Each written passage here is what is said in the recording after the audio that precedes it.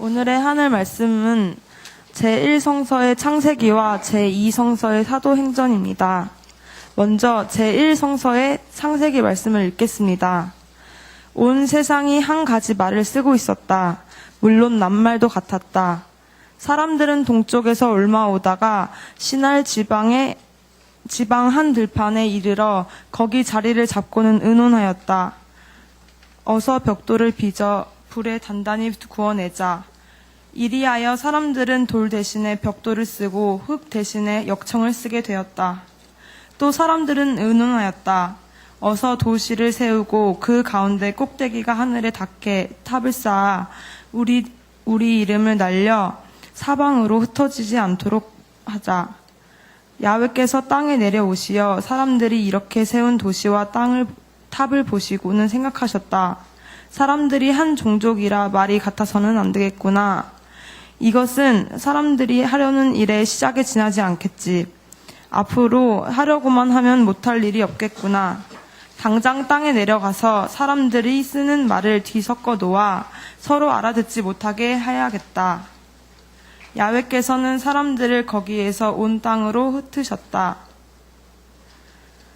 그리하여 사람들은 도시를 세우던 일을 그만두었다. 야훼께서 온 세상의 말을 거기에서 뒤섞어 놓았다. 사람들을 온 땅에 흩으셨다고 해서 그 도시의 이름을 바벨이라고 불렀다. 이어서 제2성서의 사도행전 말씀을 읽겠습니다. 마침내 오순절이 되어 신도들이 모두 한 곳에 모여 있었는데 갑자기 하늘에서 세찬 바람이 부는 듯한 소리가 들려오더니 그들이 앉아있던 온 집안을 가득 채웠다. 그러자 혀 같은 것들이 나타나 불길처럼 갈라지며 각 사람 위에 내렸다. 그들의 마음은 성령으로 가득 차서 성령이 시키는 대로 여러 가지 외국어로 말을 하기 시작하였다. 그때 예루살렘에는 세계 각국에서 온 경건한 유다인들이 살고 있었다. 그 소리가 나자 많은 사람들이 몰려들었다. 그리고 사도들이 말하는 것이 사람들에게는 저마다 자기네 지방 말로 들리므로 모두 어리둥절해졌다. 그들은 놀라고 또 한편 신기하게 여기며 지금 말하고 있는 저 사람들은 모두 갈릴레아 사람들이 아닌가? 그런데 우리는 저 사람들이 하는 말을 저마다 자기가 태어난 지방의 말로 듣고 있으니 어찌 된 셈인가? 그때 베드로가 다른 11 사도들과 함께 일어서서 군중을 보고 큰 소리로 이렇게 말했다.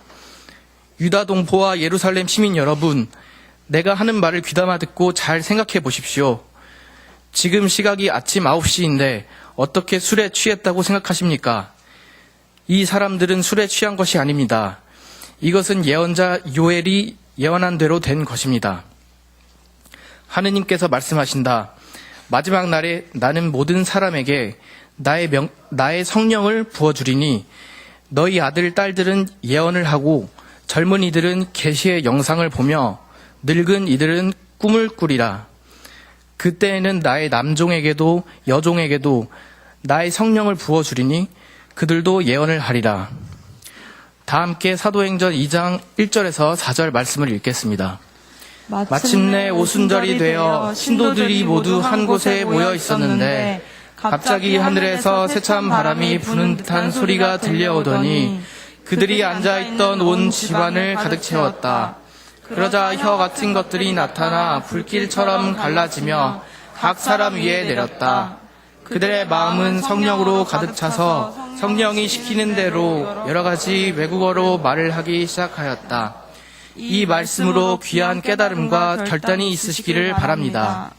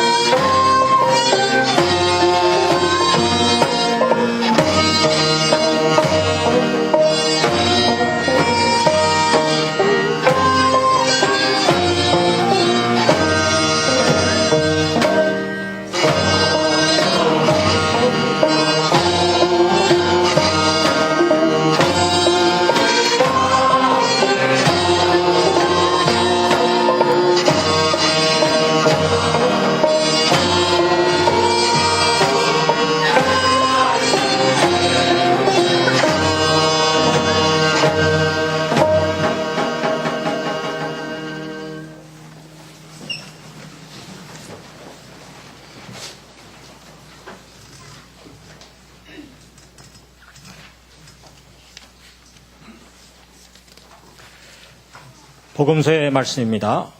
귀로 들으시기 바랍니다. 빌립보야 들어라. 내가 이토록 오랫동안 너희와 같이 지냈는데도 너는 나를 모른다는 말이냐? 나를 보았으면 곧 아버지를 본 것이다. 그런데도 아버지를 뵙게 해달라니 무슨 말이냐? 너는 내가 아버지 안에 있고 아버지께서 내 안에 계시다는 것을 믿지 않느냐? 내가 너희에게 하는 말도 나 스스로 하는 말이 아니라 아버지께서 내 안에 계시면서 몸소 하시는 일이다.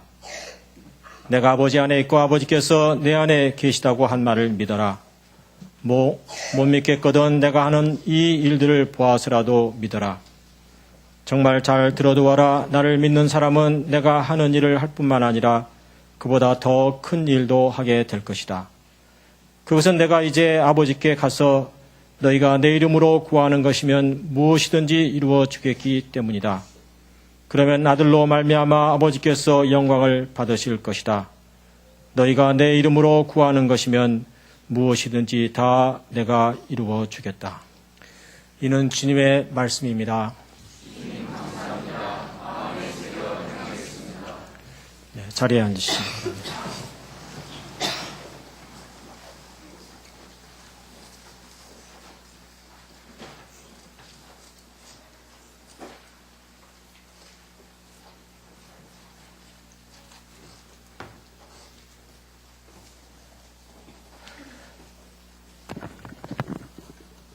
제1성서의 창세기의 바벨탑 이야기는 세상의 언어가 본래 하나였는데 인간들의 죄로 말미암아 하나님의 심판으로 혼잡하게 되었음을 설명하고 있습니다.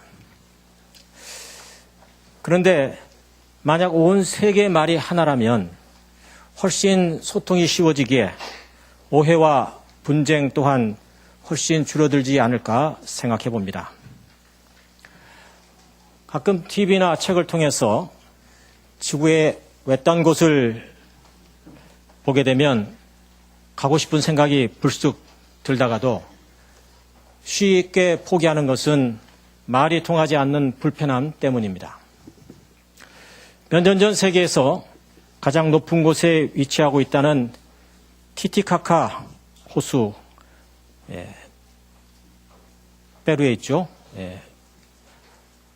그 한가운데 전체 주민이 2,000명이 되지 않는 타킬레라는 작은 섬에 가서 하루 민박을 한 적이 있습니다. 노인 부부가 사는 초라한 집이었는데 그들은 영어를 단 한 단어도 모르고 저 또한 스페니쉬를 우노도스 치레스밖에 모르니 전혀 말이 통하지 않아 애를 태웠던 적이 있습니다. 저는 보이는 것이 모두 새로운 것이라 저게 뭐냐? 이 음식은 뭐냐? 또는 의미하는 것이 뭐냐? 이런 것들을 물어보고 싶었는데 저는 묻지 못했고 그분들 또한 평생 그 삶에 살면서 TV도 없이 살아왔기 때문에 말로만 듣던 코리아 사람을 정면으로 마주쳤는데 물어보고 싶은 것도 묻지 못하는 애만 서로 태우다 헤어졌던 적이 있습니다. 오늘 창세기 본문은 온 세상이 한 가지 말을 쓰고 있었던 당시를 이렇게 설명합니다. 벽돌을 빚어 불에 단단히 구워내어 높은 탑을 쌓자. 그래서 하늘까지 닿게 하자.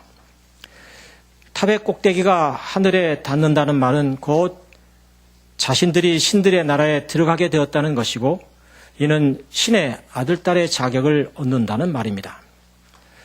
물론 그래서 바벨론에서 쌓은 지구라트라는 성전 탑 높이가 채 100m가 안 되는 오늘날의 눈으로 보면 보잘것없는 높이였지만 당시에는 이것은 바벨론 제국의 위대함을 상징하는 거대한 탑이었고 이것은 제국의 권력이 추구하는 교만이라고 성서는 고발하고 있습니다. 첫인간 아담과 이브가 먹지 말라는 명령을 어기고 선악과 열매를 따먹는 유혹의 말도 비슷합니다. 먹으면 눈이 밝아져 신과 같아질 수 있다는 것이 뱀이 던진 유혹입니다. 이를 성서는 휴브리스, 교만의 죄라고 말하는데 왜 이게 교만의 죄가 되는 것일까요?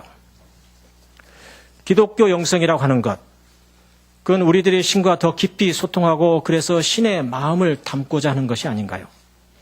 다른 말로 하면 신의 자리에 더 가까이 다가가기 위한 노력을 의미하는 것입니다. 요한이 전하는 예수님의 기도에도 나옵니다. 나와 아버지는 하나이고 그러므로 우리 모두는 예수를 통해서 하나님과 하나 될 수 있다고. 저는 오늘 본문에서 너희가 더 큰 일도 할 수 있다고 하는 말을 그렇게 이해합니다. 그렇다면 하나님의 자리에 올라서는 일이 교만의 죄가 된다면 하나님의 마음을 담고자 하는 우리의 영성 훈련 또한 교만이 되는 것이 아닐까요? 그런데 이 둘은 문자로는 별다른 차이가 없지만 본질적인 차이가 있습니다. 그건 하나님의 마음을 담고자 하는 영성 훈련은 하면 할수록 깊어지면 깊어질수록 자신의 죄성과 부족함을 깨닫게 되므로 점점 낮아지지만 탑쌓기를 통해 하나님의 자리를 넘보는 집단의 노력은 권력의 집중화를 통해서 독선과 배제의 방식으로 점점 높은 자리로 올라갑니다. 선악을 아는 것이 왜 죄가 되는 것일까요? 선과 악을 구분하는 것이 지혜이고 교육의 목표가 아닌가요? 그런데 문제는 선악의 기준이 다 다르다는 것입니다. 50년, 60년을 산 부부도 다릅니다. 그래서 논쟁이 일어나고 분열이 일어나고 싸움이 일어납니다. 아담과 이브가 선악과 열매를 따먹었다는 말을 지혜의 습득으로 말하지 않고 죄로 규정하는 것은 선과 악의 서로의 상대성을 인정하지 않고 자기 절대성을 가짐으로 독재와 배타가 일어나기 때문입니다. 그래서 선악과를 따먹은 결과가 어떻게 되었습니까? 따먹기 전에는 뼈 중에 뼈, 살 중에 살이라고 일심동체를 노래했지만 따먹은 후에는 선악을 알고 나서는 저들은 서로를 비난하는 책임 전가를 말하고 그들의 몸에서 태어난 두 아들은 가인이 시기심으로 말미암아 동생 아벨을 죽이는 형제의 사례가 일어난 것입니다. 창세기 이야기 1장부터 11장 아브라함 이야기 전까지의 이야기는 개인의 이야기로 소술되지만 실은 고대 제국들의 절대 권력에 대한 비판이 담겨 있습니다. 남자와 여자가 동일하게 신의 형상을 띠고 태어났고 노예라도 일주일에 하루는 반드시 쉬어야 한다는 안식일 제정을 선포하는 창세기 1장의 창조소라는 바벨론 포로의 시대적 배경을 갖고 있고 선악과 아담과 이후의 창세기 2장의 소라는 다윗 왕의 시대적 배경을 갖고 있습니다. 자신의 충성스러운 부하 우리아를 전쟁터에 내보내 죽게 만들고 그의 아내 밧세바를 빼앗는 독재 권력에 대한 비판이 이 선악과 열매의 성서적 배경에 담겨 있는 것입니다. 곧 성서의 첫 시작 창세기 1장과 2장에게는 야훼 하나님께서 온 우주 만물의 주인임을 찬양하는 신앙의 고백이고 기도문이지만 동시에 이는 만민이 하나님 안에서 평등함을 주장하는 일종의 인권 선언문이기도 하는 것입니다. 지금도 세계는 오늘의 바벨탑인 고층 빌딩 쌓아올리기 경쟁을 하고 있습니다. 이 경쟁에 남한도 북조선도 빠지지 않습니다. 남에서 63층짜리 빌딩을 짓자 북에서는 105층짜리 류경 호텔을 지었고 그러다 또다시 남에서는 123층의 롯데월드 타워를 지었습니다. 이게 완성이 되면 세계 10위권에 해당한다고 하죠. 지금 우리 교회를 둘러싸고 있는 고층 건물들이 거의 완성 단계에 다다르고 있습니다. 교회와 경계를 맞닿고 있는 이 모든 고층 건물들은 자본주의를 떠받치고 있는 은행과 증권회사들입니다. 우리들의 생활에 은행은 필수 요소가 되었지만 은행과 증권회사들이 하는 일을 한마디로 말한다면 돈이라는 씨앗을 뿌려 돈의 열매를 거두는 그래서 사람을 돈의 노예로 만드는 일입니다. 혹시 오늘 은행이나 증권회사에서 일하신 분 계시면 용서를 바랍니다. 저는 할 수 없이 예수께서 말씀하신 바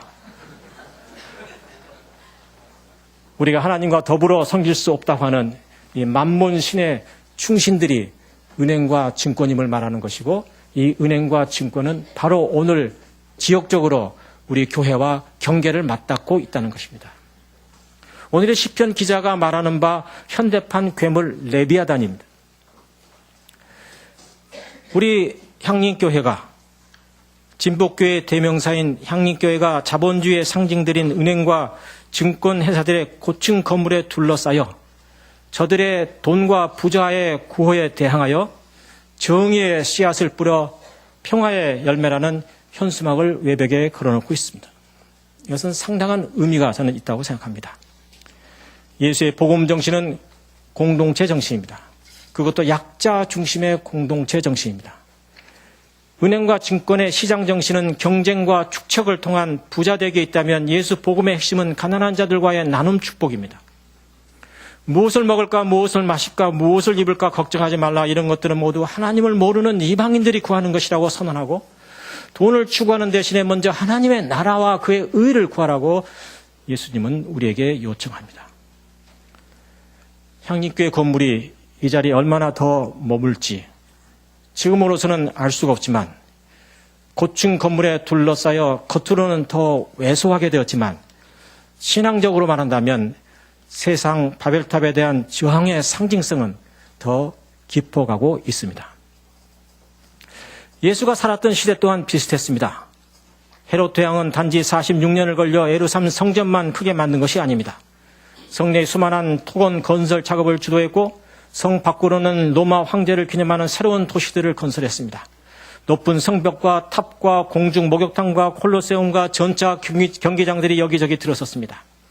당연히 여기에는 수많은 노동력이 필요했고, 그래서 이 노동력을 위한 노예를 획득하기 위한 전쟁은 끊임없이 진행되어야 했습니다.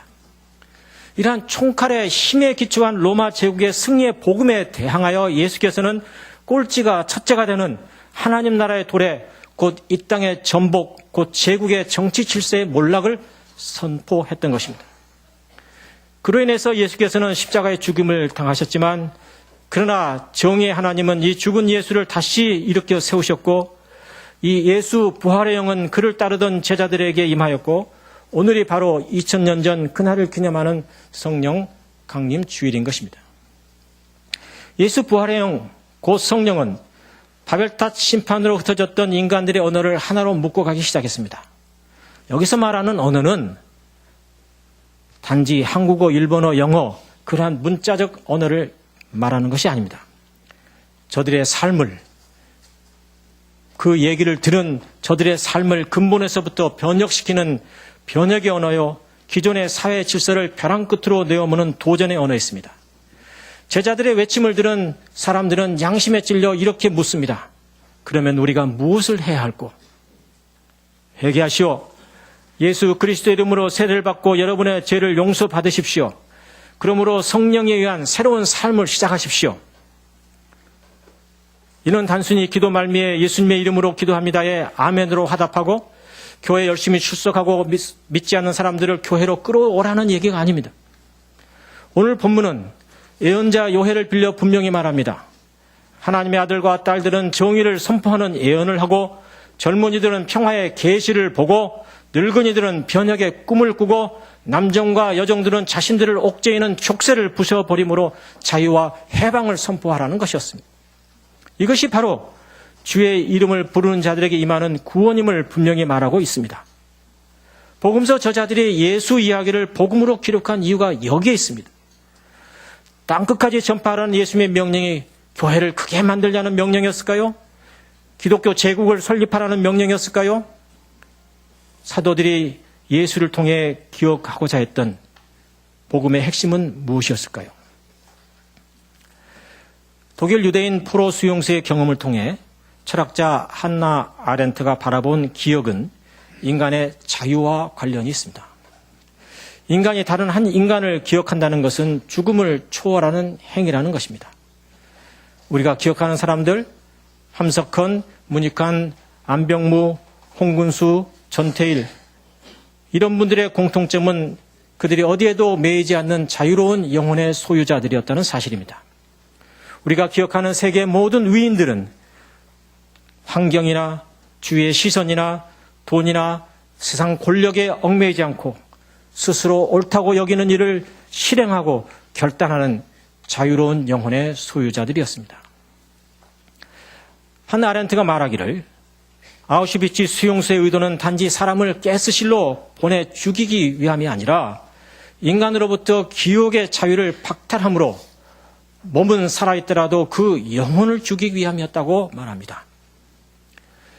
전쟁에서 자신이 살해한 적들에게도 기억될 수 있는 권리는 주어졌으며 기억은 그가 인간이었다는 것을 분명하게 인정하는 것이었다. 그러나 수용소는 삶의 완성인 죽음마저 익명으로 만들었고 완전하고 조직적인 망각체제를 형성했다. 이에 반해 복음서의 저자들은 로마의 폭력에 의해 착취당하고 끊임없이 죽어가는 갈릴리 민중들에게 자유로운 영혼이었던 하나님의 아들 예수를 기억하므로 그들을 죽음의 패배에서 절망에서 되살려내기 위함이었습니다. 우리가 매주일 하늘뜻을 통해 예수를 기억하고 제자들의 삶을 기억하는 이유가 여기에 있습니다. 오늘 예수께서는 이렇게 말씀하십니다. 성령께서는 너희에게 가르칠 뿐만 아니라 내가 너희에게 한 말을 모두 되새기게 하여 주실 것이다. 나는 너희에게 평화를 주고 간다. 내 평화를 너희에게 주는 것이다. 믿음이란 기억의 행위입니다. 그냥 기억이 아니라 예수가 추구했던 평화의 기억입니다. 세상이 말하는 평화는 평화와 다른 평화의 기억입니다. 수용소는 인간의 개성을 파괴합니다. 굶주리게 만들고 추위에 떨게 만들고 줄을 맞춰 걷지 않으면 심한 매질을 하고 규율을 어기면 독방에 감금합니다. 이러한 일들이 반복되면 수인들은 빵 한쪽, 옷가지 하나에도 악의 다툼을 벌이고 간수의 명령에 동물처럼 순응하게 됩니다. 개성을 파괴하는 것은 자발성을 파괴하는 일이요, 자발성을 파괴하는 것은 창의력을 파괴하는 일이요, 창의력이 사라진 인간은 살아있는 송장과 다름이 없습니다. 그런데 이러한 공포와 억압의 수용소는 1930년대 독일에만 존재했던 것은 아닙니다. 2000년 전 로마 제국 시대에도 존재했고 유대인들의 율법 사회에도 존재했고 오늘날 한반도 안에서도 테러 방지라는 이름으로 국가 보안이라는 이름으로 존재하고 있습니다. 향림교회는 1953년 5월 17일 미국의 농간으로 시작한 한국 전쟁의 막바지에 민족 구원의 희망이 되고자 30대 초반의 젊은이 10여 명이 모여 시작되었습니다. 또 하나의 교회가 아닌 그 본질과 목표가 전혀 다른 교회, 개인들의 창의력과 자발성을 보장하는 신앙 공동체를 꿈꾸며 시작했습니다. 크게 줄여 네 가지로 말합니다. 함께 기도하고 함께 살아가는 생활 공동체, 민족 분단의 체제 안에 희생당하고 있는 오클루스 민중들의 손을 맞잡는 입체적 사회 선교, 그리고 1인 목사가 주도하는 교회가 아닌 교인들이 함께 목회 공동으로 참여하는 평신도 교회, 그리고 교권 싸움에 휘말리지 않기 위한 독립교회 정신입니다. 남한에서 시작한 실질적인 생활 영성 공동체는 2년이 지나면서 외부 예배 참여자들의 유익과 가정으로 인해 유지가 힘들어졌지만 그러나 그 정신은 지금의 향림교회 내의 수많은 소그룹 모임을 통해 계속 살아 움직이고 있고 교우 10여 명이 양평에 함께 살아가는 삶의 터전을 마련하므로 그 정신을 되살리는 노력을 멈추지 않고 있습니다. 입체적 사회 선교의 꿈은 교우들이 직장에서 열심히 일하고 나서 집으로 곧장 가는 것이 아니라 때때로 청와대와 미 대사관이 바라보이는 광화문 거리에서 평화를 향한 촛불 기도회로 사회적 약자, 특히 비정규직 노동자들의 아픔에 함께하는 일을 통해서 계속 확장 중에 있습니다.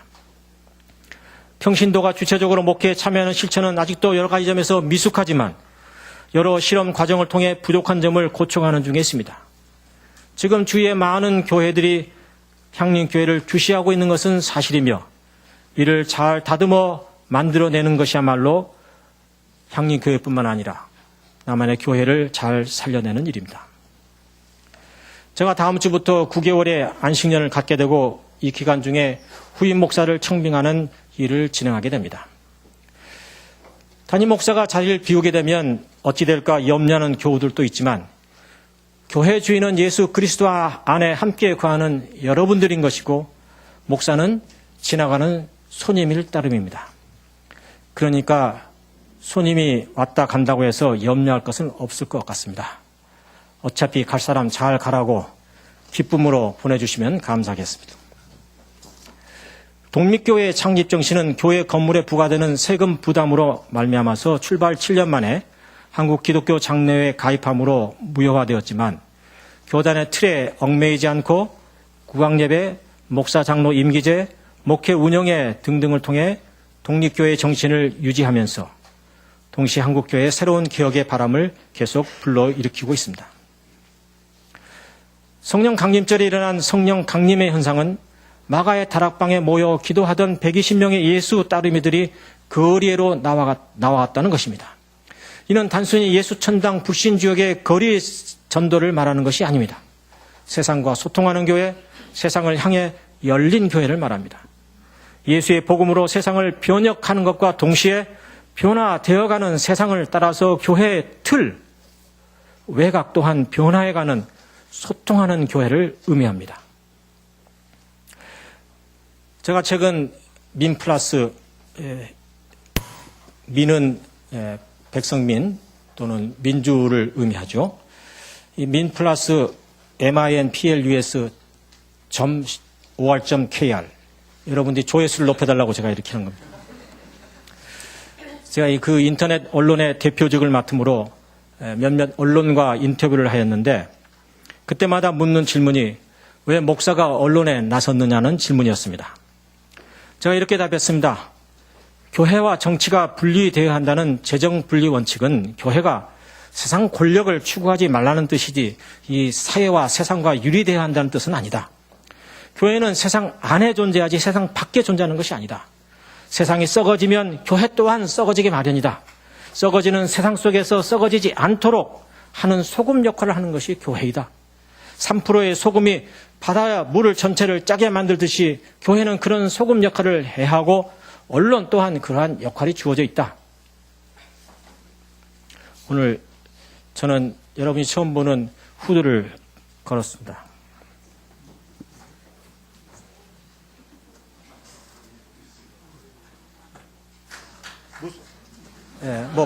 박수를 주신 분은 이게 무슨 뜻인지 알고 그러신 거겠죠? 네. 무슨 그림이죠? 네. 반고호의 별이 빛나는 밤에 그를 본떠서 만든 그림입니다.